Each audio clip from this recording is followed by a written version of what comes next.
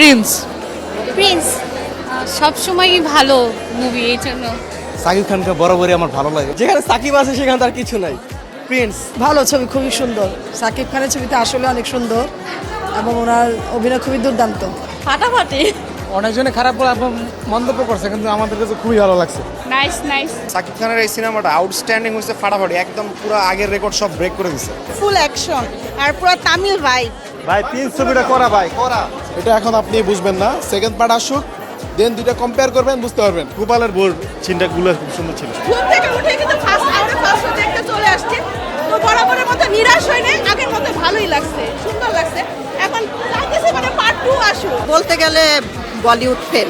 তার অ্যাকশনগুলা মানে জাস্ট অস্থির, মানে অনেক সুন্দর ছিল। তার লুকগুলা ফাটাফাটি।